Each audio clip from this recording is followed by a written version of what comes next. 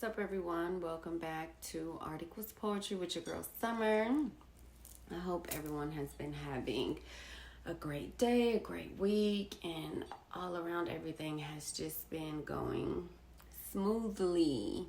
And whatever speed bumps you guys have been running into, I hope that you have been able to overcome and go over those speed bumps with no further added issues to what you're already dealing with. That's really all that we can ask for. Don't add the issues and the problems up for me, okay? Let me focus on this and deal with this right now, and then holler at me later if something else comes up, because sometimes life will just be like pew pew pew pew pew pew pew pew, and it's just like, hold on a second, calm that shit down.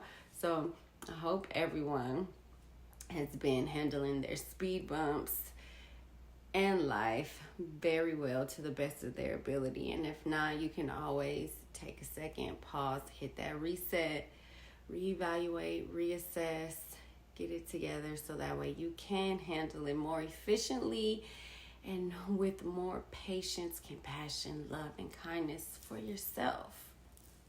All right, so I know that I've shared a little bit with you guys about my condition, PNES, psychiatric non-epileptic syndrome, where pretty much my brain mimics the brain of someone with epilepsy. So even strobe, flashing lights, no. Those are very triggering for me. I can't look at video games, the same as somebody with epilepsy. No 3D, whoo!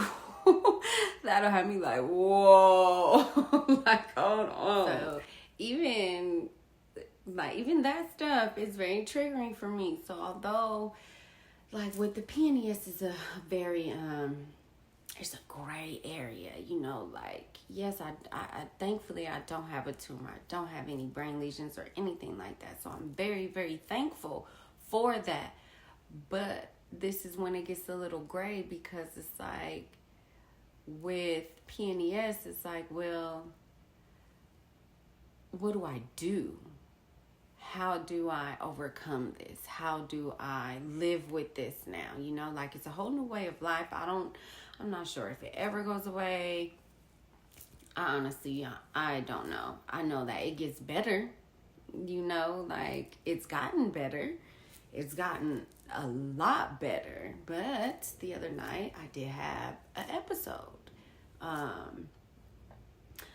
I know I worked, so mentally I was definitely overstimulated, and then having to look at a computer screen all day, and then kids get home, there's more added mental stimulation, hungry, so now my body is just running on fumes, so now my body is stressed and going through something, and my brain, I was ready to collapse, and kids brought me to the couch because I just couldn't do it anymore. Brought me to the couch, I fell out, and boom, it happened. So it's just, what am I, with PNES, it's how do I overcome something that my brain is in control of? Because I'm not in control of it anymore. My brain is in control of me. And when my brain says it's time to sit down, we're not moving, we're not talking, shut down, I'm not in control, it's running the show. So it's a very gray, it's just so gray, because what do you do? And I'm not big on Western medicine. You can ask anyone who knows me. I'm very, I'm a natural homeopathic. I'm going to Google a remedy, go to the grocery store. I'm going to buy something, make something at home. And that's how I'm going to take care of myself. So I'm not taking pills. I'm not doing that. I tried that once when I first started having these episodes. I tried, they gave me gabapentin. That was prior to us knowing exactly what the seizures were, so they gave me gabapentin. I took it. I only remember taking it once, y'all. And I slept the entire day. Like, literally. Slept the entire day. And then woke up the next day with vertigo. So, I had never experienced that before. Vertigo is wild. Like, literally, I could not ride it. I was not being a passenger in a car. I couldn't walk straight. If I stood up, it seemed like, at a carnival when you're on go through those fun houses, and it's that little spinny thing that you walk through, the last little, when you exit in the fun house. It felt like everything was just going in circles. I was walking hunched over, looking like this. Vertigo is, I know, like walking hunched over. All I could do was just lay down. I don't even know how long I had it for. It was awful. I did not like that. So after that, and once I was diagnosed with PNES and we knew what it was, I'm like, I'm not taking these pills. Like, no, pills are not for me. I don't like pills. And for someone even battling depression, that come down, I can't handle. I'm thankful that I can recognize that in myself, because with depression and, with those pills, you be up here. Then when you come down, it's like you down there. And with depression, it's not good, because that shit will activate your depression. And then it's like, now you at the bottom. And I'm fine. I don't want to go there anymore. I'm good. So pills, I can't do. So it's just like, let me figure out something natural, something that's safe and good for me to take, and something that's going to be helpful. So far, the only thing that I've discovered that does help with the seizures is RSO oil.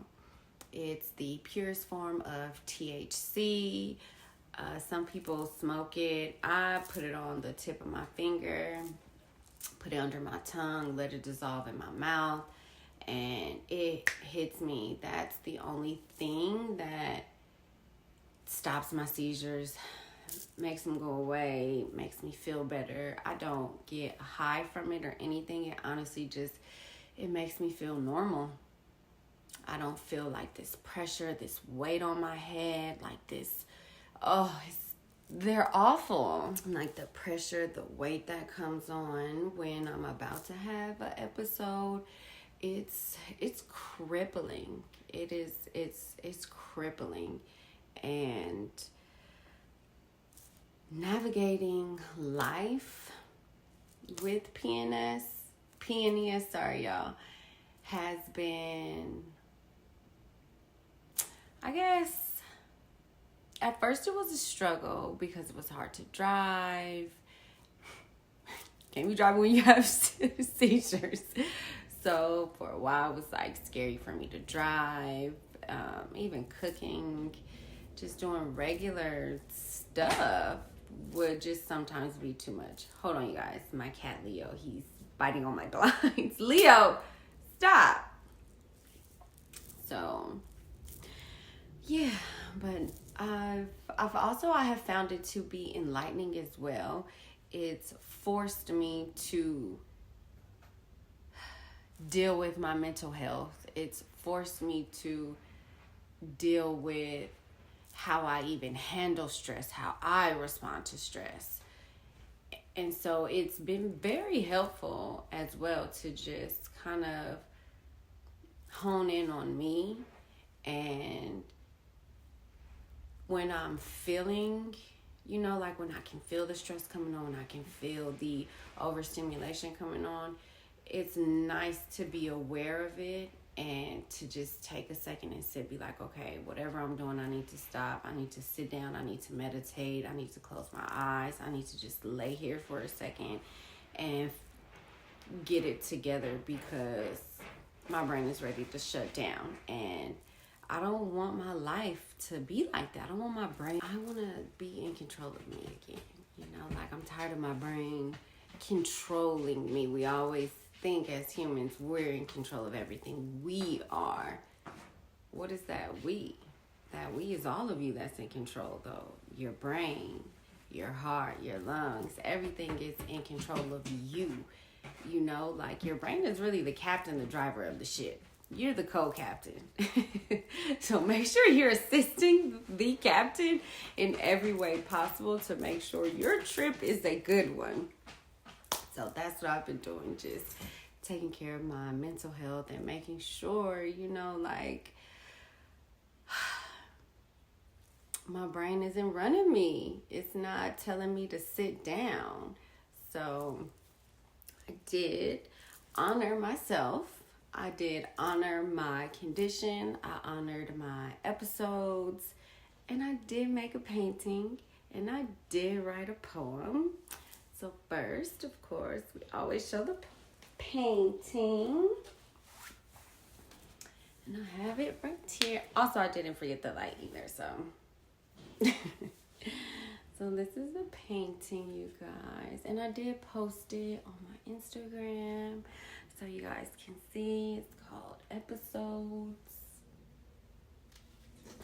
So for me, this is what my brain feels like when I'm having episodes. This is what it feels like for me when they're coming on. It just feels like something's coming on my brain and just grabbing me like this and closing my eyes. I don't know. This is it for me. Fog creeping in and gripping me tight. Pressure and weight unbearable to face. Eyelids lowering, body going limp. Giving in to the feeling. Life's a blurry haze. Shaking throughout, no longer in control. My brain is itself. Authority it has. Over me and my movements. Not speaking to me and unable to speak back. I let go and let it in. Only then can I feel relief from the pain of losing authority over my brain. Episodes are what I've gained. That's exactly what I feel like when I'm having an episode. That's exactly what I'm going through. That's it. And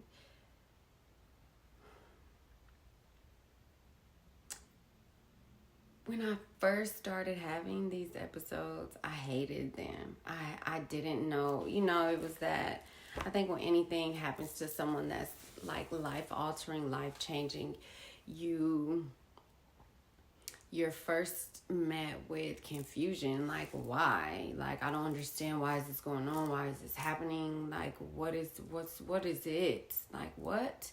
And once you answer that question as to why this is happening, your next thing is, why me? Like, why do I have to sit here and have these episodes? Why do I have to sit here and go through this? Like, for what? But after that, once you're done with the whole pity party, you sit there and you're like, wait a second. This is happening for a reason. What's the reason? So now you're looking for the reason to figure out the lesson. Like, what's the lesson in these episodes? Because this isn't happening to me for nothing. Like, it's happening for a reason. And I believe the reason why why it happened anyway, that was my fucking wake-up call to change my life and to get the fuck up out of that relationship. Do you guys hear my emotion when I talk about getting the fuck up out of that relationship? It is so strong because I did. Once I got the fuck up out of that relationship, and I started to be like, okay, you know what? It's time for me to get it together. It is time for me to change the way I'm thinking. It's time for me to just change my life.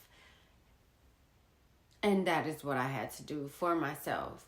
So now I'm at the point where, okay, I'm thankful for my episodes. I'm thankful that it happened. I'm so fucking thankful for the day I had temporary paralysis from the neck down. Like, I am so thankful for that day, because if that shit hadn't happened, would I still be there? You know, like, would I still be in that relationship? Would I still be being abused? Would I still be tormented, hating life, ready to fucking just say, fuck it all? Would I still be there? And chances are I probably would be. Because had it not been for PNES, I wouldn't have realized how strong I fucking was, or am, because it's not past tense. This is still present and future. So I wouldn't have realized how strong I am. I wouldn't have realized how resilient and how fucking far I could go. I wouldn't have got the fuck up out of that. And I'm thankful for that, because in my weakest moment, I was my strongest for me and my 2 kids. And I will forever be thankful for that. No matter what you're going through, no matter what has happened to you, no matter what is happening to you, sit, reflect, and figure out what the lesson is. What is the universe, what is the life trying to wake you up to see? What is life trying to tell you in this moment? Because life doesn't want to hurt you. Life isn't here to, tear you down. These are lessons life is getting you. And if you keep having these lessons from life, that means you haven't learned it yet. That means you haven't woken up and realized. That means you haven't changed. That means you need to wake the fuck up, and you need to realize, why does this same shit still keep happening to me? What the fuck am I doing? What am I attracting? What energy, what thoughts am I putting out there to continuously being taught the same lesson? And so once I got to that point, and I was just like, okay, I'm having these episodes. He's an asshole. Clearly he's not going to change. It's time for me to go. I need to take care of me. This is not it. This is not working for me. If something isn't working for you, get the fuck out of it.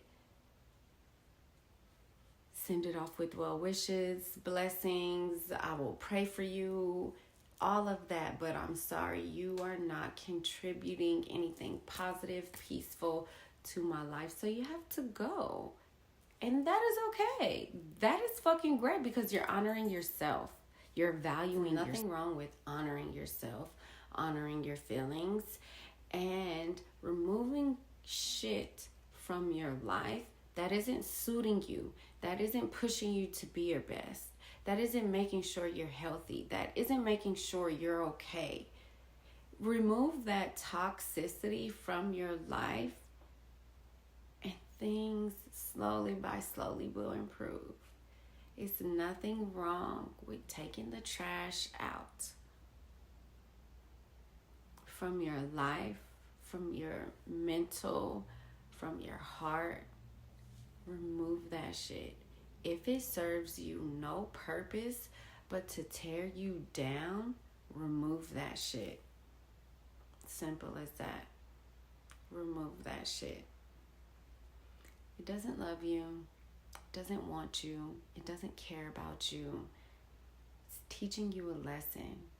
And a lot of times what that lesson is to go within yourself, love yourself, better yourself. Stop looking for somebody else to take care of you, to love you, to save you. Save yourself. Only you can love you the way that you need to be. Somebody else's should only be an addition to what you give you. Stop looking for people to fill your cup. Fill your own cup. And if you're constantly filling your cup, But this person over here just has a straw and poking holes there, drinking and making sure you spilling it. You gotta get them the fuck out of your life. Love yourself first. I hope you all enjoy your weekend. Love yourself. Take care of yourself. You matter.